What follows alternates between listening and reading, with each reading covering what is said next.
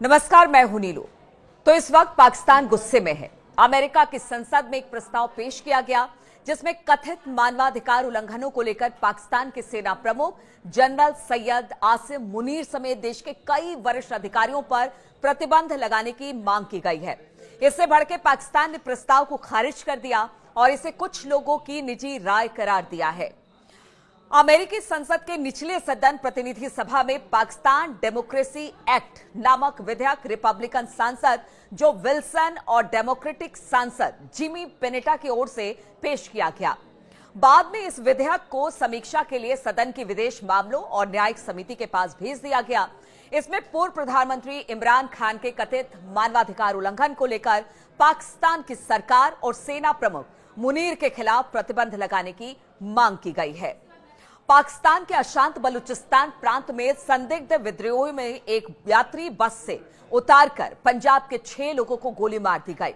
5 यात्रियों की मौके पर ही मौत हो गई, जबकि एक ने बाद में अस्पताल में दम तोड़ दिया।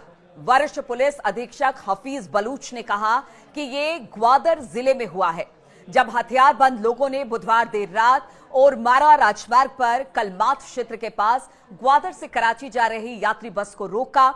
बंदूकधारियों ने यात्रियों के पहचान पत्र जांचने के बाद उन्हें गोली मारी और 3 अन्य को अपने साथ लेकर गए। उन्होंने कहा कि सभी पीड़ित पंजाब प्रांत के थे। किसी समूह ने हमले की जिम्मेदारी नहीं ली है, लेकिन अतीत में बलूच विद्रोही समूहों ने पंजाब के लोगों के खिलाफ इस तरह के लक्षित हमले किए हैं।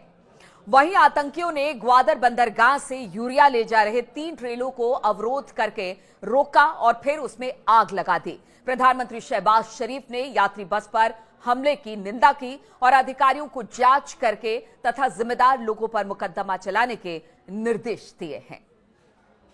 पाकिस्तान के चीफ द्वारा जिस प्रकार चिंता जाहिर की जा रही है, मैं मानता हूं बिल्कुल सही है।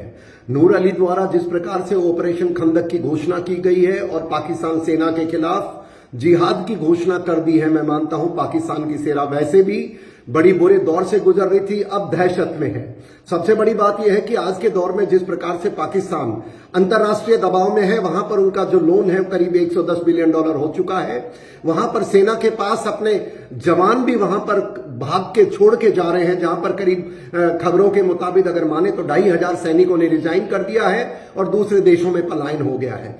टीपीपी और तालिबान, बीएलए एवं आईसिस खुरसून, ये चारों मिलकर के एक क्वेड बना चुके हैं जो पाकिस्तानी सेना को आए दिन घात लगाकर उनके सैनिकों का बिल्कुल हत्या ही कर रहे हैं। और सबसे बड़ी बात देखिए कि जिस प्रकार से पाकिस्तान के अंदर उनकी आर्थिक स्थिति बेकार हो चुकी है, सेना एक तरह खुद घबराई हुई है और तालिबान ये कह चुका है कि अब हम दुरंत लाइन को नहीं मानते।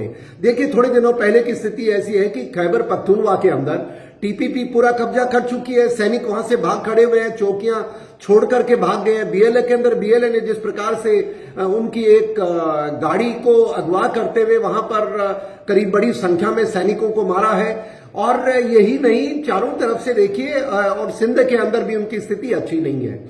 मेरा ये मानना है कि आज के दौर में जिस प्रकार से पाकिस्तान सरकार काम नहीं कर पा रही है और उधर से उनके जो बाकी जो देश हैं जहां से उनके रिश्ते हैं, और तुर्की का भी आज देखिए किस प्रकार से हाल बेहाल हुआ है, तो मैं देख रहा हूं पाकिस्तान के लिए शुभ संकेत नहीं है। और वो जिस प्रकार से अब हर चीज के अंदर भारत का नाम लगाते हैं, मैं मानता हूं उनके नागरिक भी समझ चुके हैं। और अगर सोशल मीडिया की मैं बात मानूं तो जिस प्रकार से पाकिस्तान भारत की शरण में आना चाहता है, पीओजेके के लोग अपने भारत में मिलना चाहते हैं। और देखिए वहां के उनके लोग उनको जिस प्रकार से उन्होंने भारत के खिलाफ उग्रवाद को जन्म दिया था करीब 1990 के दशक में, वो अब आज खुद भुगत रहे हैं, क्योंकि वो भारत के साथ तो उनका कोई आंकड़ा बचा नहीं। भारत मजबूत हो चुका है और वहां उनके नागरिक ये मानते हैं कि अब जो पीओजेके के हैं वो खुद कह रहे हैं कि भारत हमें आजाद कराओ। मैं मानता हूं वो दिन दूर नहीं है। और जिस प्रकार से पाकिस्तान सेना के अंदर पंजाब और दूसरे इलाकों के जो पश्तून हैं उनके अंदर आपस में गुट बन चुके हैं, तो वो दिन दूर नहीं है जहां पर पाकिस्तान के टुकड़े होने तय हैं। बड़ा दुर्भाग्यपूर्ण या सौभाग्य होगा, मैं ये इस पे चर्चा नहीं करना चाहूंगा, पर यस, बलूचिस लिबरेशन आर्मी ने अपना पूरा हिसाब किताब बराबर कर लिया है, पाकिस्तान सेना को भगा दिया है।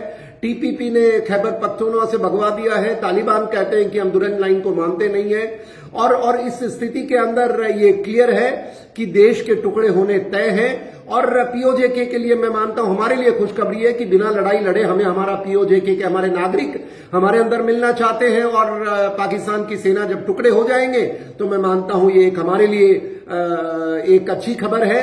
पर देखिए, सबसे बड़ी बुरी बात यह कि एक सबक लेना पड़ेगा, जो लोग आतंकवाद को जन्म देते हैं, आतंकवाद को किसी भी रूप में समर्थन करते हैं, याद रखें एक न एक दिन वो खुद को आपको डसेगा। ये वो जहरीला सांप है जो ये प्रत्यक्ष किम प्रमाणन हो चुका है, और यहां पर पाकिस्तान के लिए बड़ी बुरी स्थिति चल रही है। मैं तो उम्मीद करता हूं जितने जल्दी पाकिस्तान के टुकड़े हों, और जिस प्रकार से कुछ लोग कह रहे हैं वहां मिलिट्री रूल आएगा, मैं नहीं मानता। मौजूदा ट्रंप के आने के बाद जिस प्रकार से साफ संकेत भारत के समर्थन में अंतर्राष्ट्रीय छवि उभर के आई है, जहां कह दिया गया है कि बांग्लादेश को मोदी जी आप संभालें, और पाकिस्तान के लिए भी बिल्कुल साफ साफ संकेत हो चुके हैं।